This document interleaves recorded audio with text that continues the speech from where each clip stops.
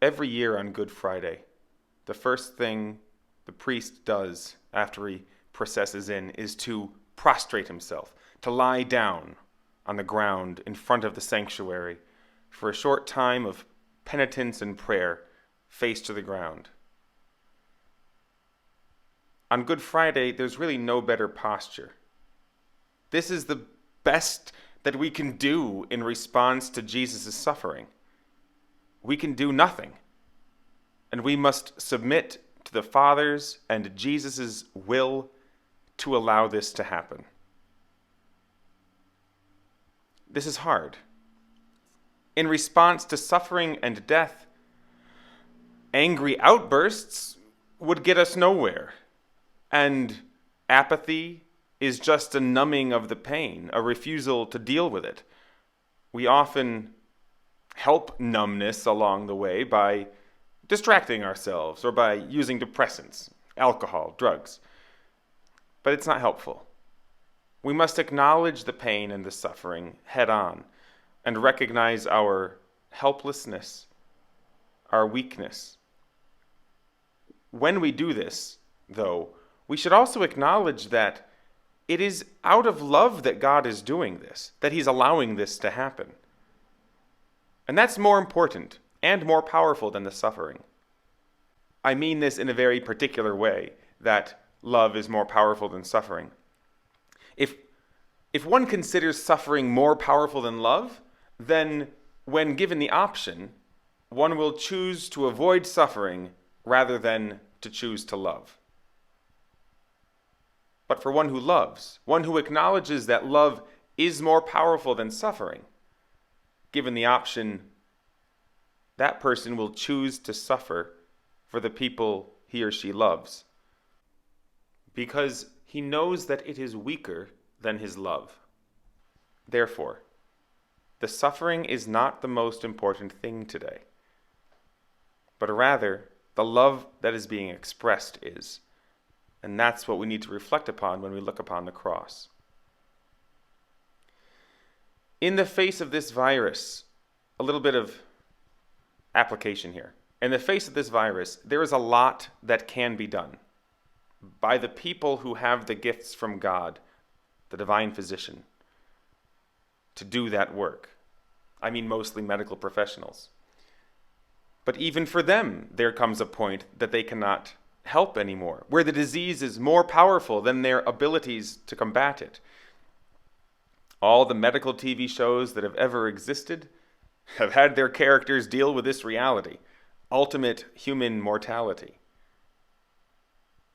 In these times, then, I suggest the serenity prayer. God, grant me the serenity to accept the things I cannot change, the courage to change the things I can, and the wisdom to know the difference. Tomorrow, Holy Saturday, it's recommended that prayer and fasting continue. Unlike today, it's not mandatory, but it is recommended because it makes Sunday, Easter, all the more celebratory. Okay, a couple housekeeping things, and then I want to do something for you. First, the church is open all day, and the cross we normally venerate is on display. I just ask no touching or kissing of the cross this year.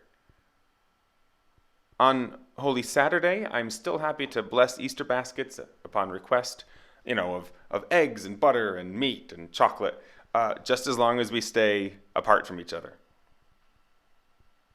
The church is regularly cleaned and will be decorated for Easter morning, and there will be fresh holy water available by Easter Sunday late morning, probably. Bulletins and the new Word Among Us and Living Faith booklets are out, and please take them. If you're able to give $1 to offset the cost of those booklets that we get every month, that's great. If not, that's also great.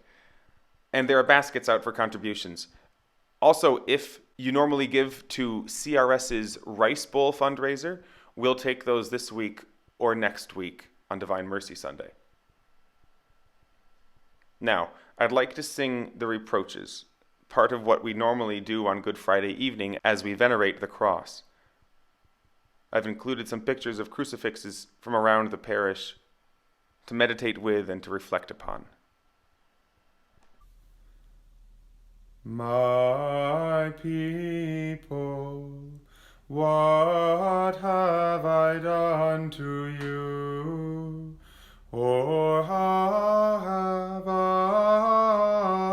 I grieved you? Answer me, because I led you out of the land of Egypt. You have prepared a cross for your Savior.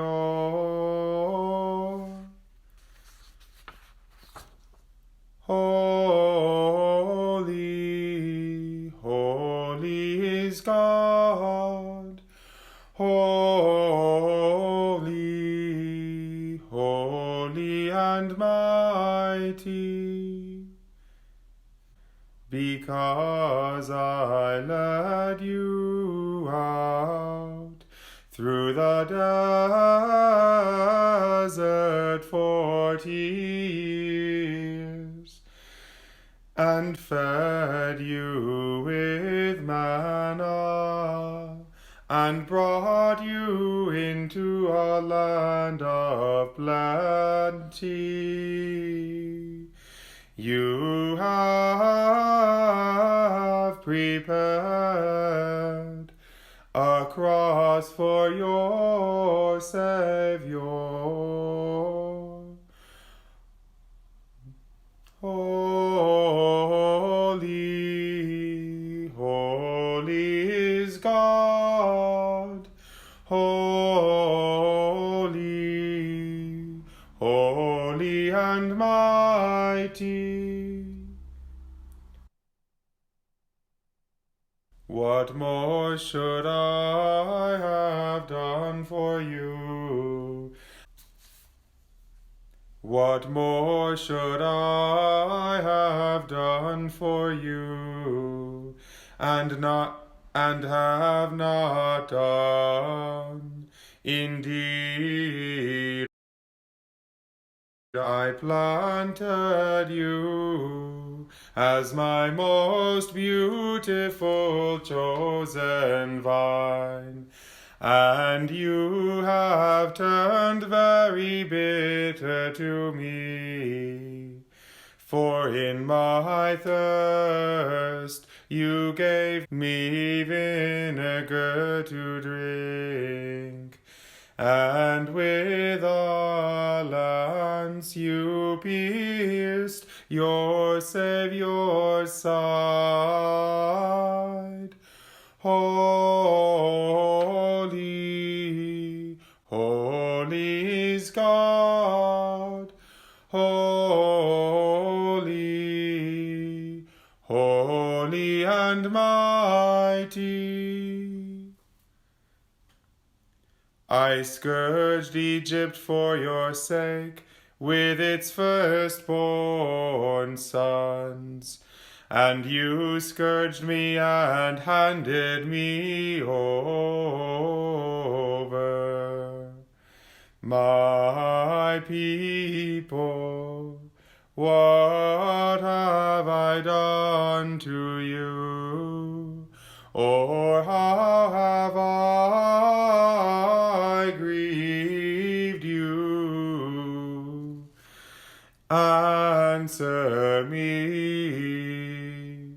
I led you out from Egypt, as Pharaoh lay sunk in the Red Sea, and you handed me over to the chief priests. My people, what have I done to you? Or how have I grieved you?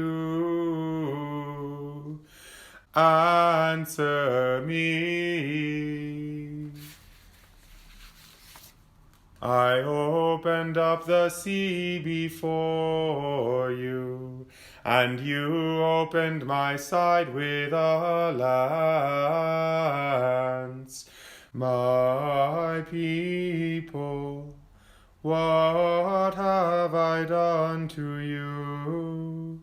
Or how have I grieved you? Answer me. I went before you in a pillar of cloud, and you led me into Pilate's palace.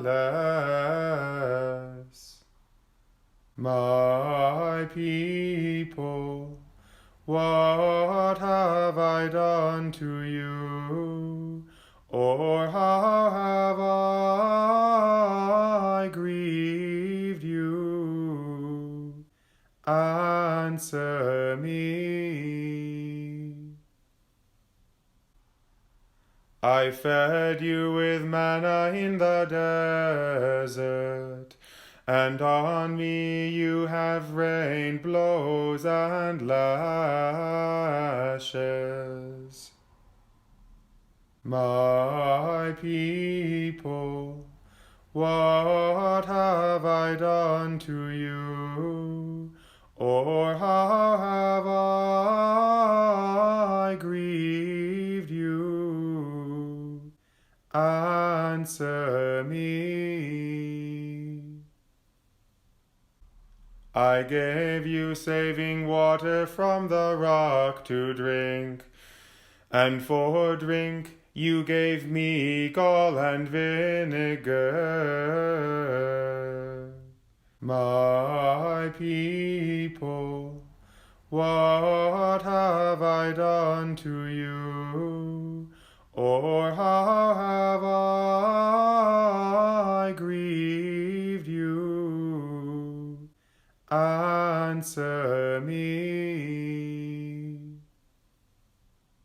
I struck down for you the kings of the Canaanites, and you struck my head with a reed. My people, what have I done to you? Or how have I grieved you? Answer me.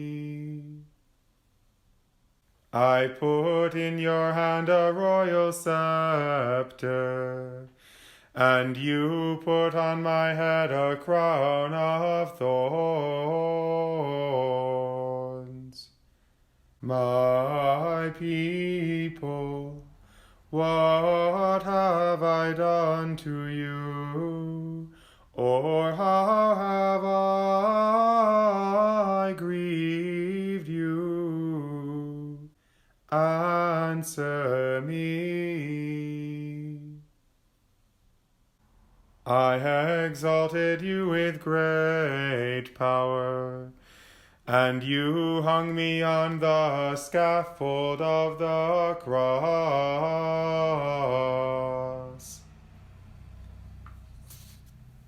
My people, what have I done to you? Or how have I grieved you? Answer me.